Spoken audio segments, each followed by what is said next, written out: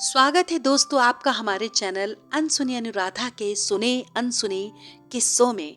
कहानियों की इस आकाश गंगा में जो सितारा आज मैं तोड़कर लाई हूँ उसका नाम है मेहंदी लगा के रखना।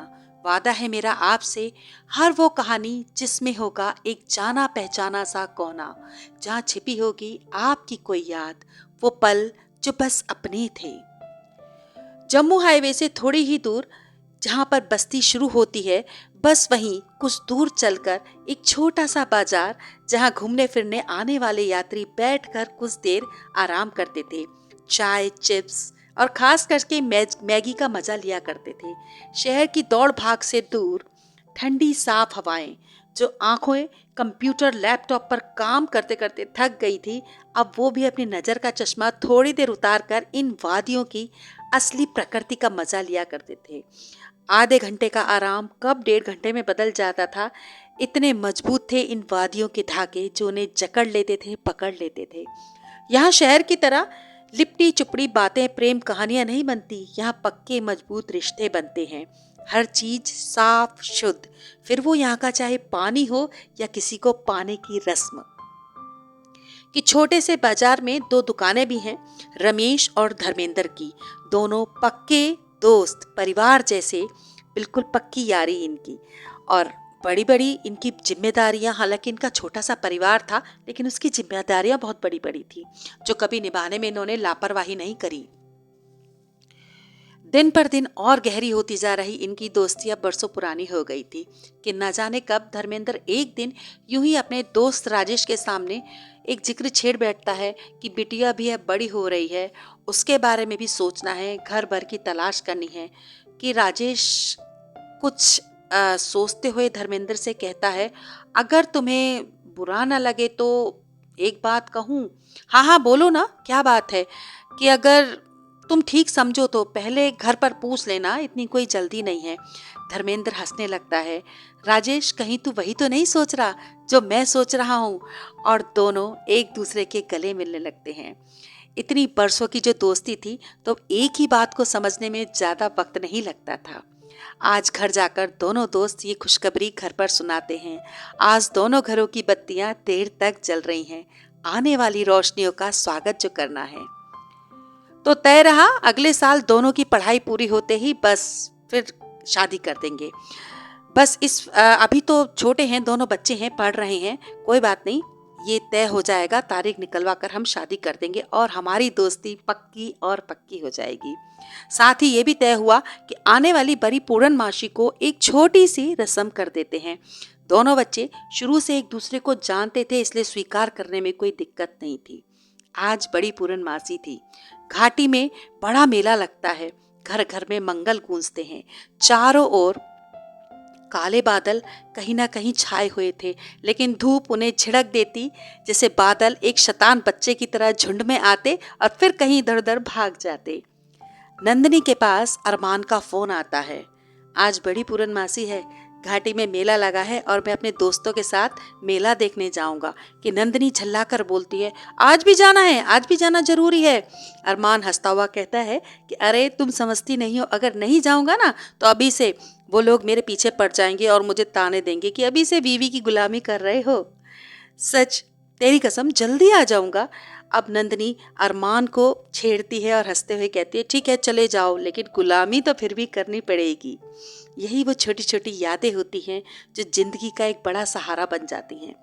कि नंदिनी बड़े प्यार से कहती है, मुझे लाल और हरे रंग की चूड़ियाँ मिलवाकर पहनना बहुत अच्छा लगता है, और बीच में एक मोतियों वाला कंगन अगर लगा हो, मुझे बहुत अच्छा लगता है वो पहनना। वो है ना हीरोइन, वो सिनेमा वाली, उसमें देखा था, उस हीरोइन ने पहन रखा था।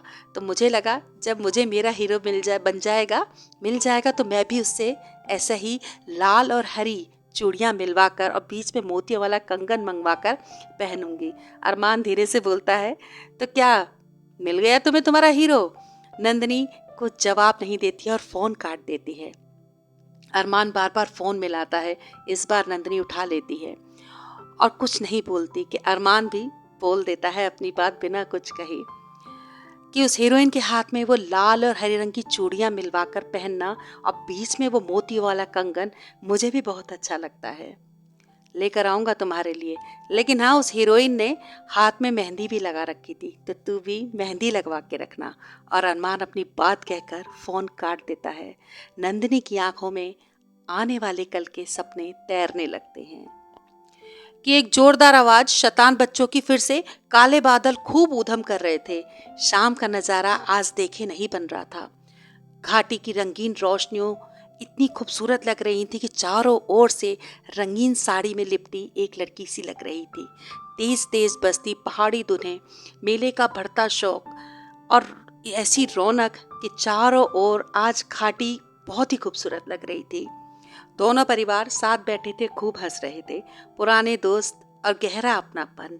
नंदिनी की माँ ने आज जी भर के पकवान बनाए थे कि कोरी प्यालियाँ, तरह तरह के मीठे। आज माँ खूब जी भर कर दावत जैसे आज ही कर देना चाहती थी कि एक बड़ा सा धमाका होता है। लगा कि जैसे बादल आज फट ही जाएंगे क्या। लेकिन इस बार बादलों ने कोई शैतानी, कोई बदतमीजी नहीं करी थी कि घाटी की लाइट भी चली जाती है और अजीब सी चीखें सुनाई देने लगती है। एक अजीब सी हलचल पूरी घाटी में होने लगती है कि क्या हुआ, क्या क्या हो रहा है बाहर। कुछ समझ में नहीं आ रहा था कि मुंह पर लपेटे काला कपड़ा और कुछ हाथों में हथियार लिए दौड़ भाग करते हुए कौन लोग हैं ये जो बार बार भाग रहे हैं घाटी में। ये क्या हो रहा है। बाहर से शोर आ रहा था, समझ में नहीं आ रहा था ये क्या हो रहा है कि एक दरिंदा अंदर की ओर आता है। पहले सारी कांच की प्यालियां टूटती हैं और फिर एक एक कर नंदिनी खुद को बचाती हुई बरामदे की ओर पीछे भागती है कि चारों ओर भागदौड़ मच रही थी। पता नहीं क्या हो रहा था, कौन बचा है।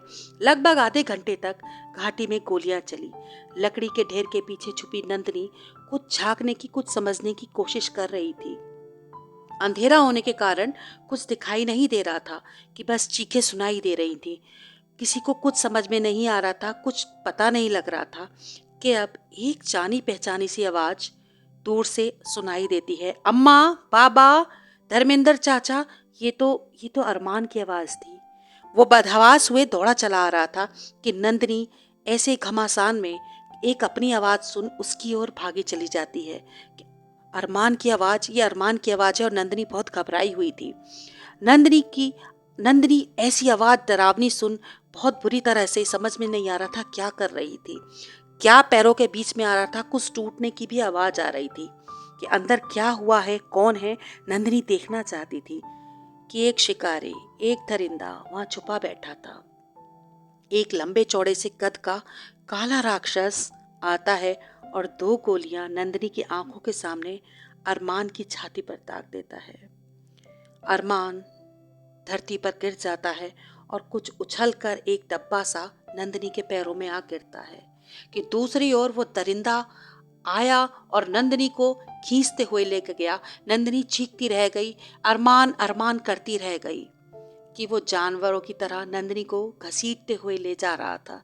नंदिनी चीख रही थी, अरमान को पकड़ने की कोशिश कर रही थी कि नंदिनी के पैरों में कुछ फंस जाता है। शायद वो कंगन ही था। समझ में नहीं आ रहा था पैरों में क्या टूट रहा था, क्या बच रहा था। नंदिनी का वो अरमान, लाल हरी चूड़ियां पहनने का अरमान ही रह गया। ये कहानी है, ये किस्सा है, ये जीवन से जुड़ा हुआ एक हिस्सा है। ऐसा हुआ है घाटियों में।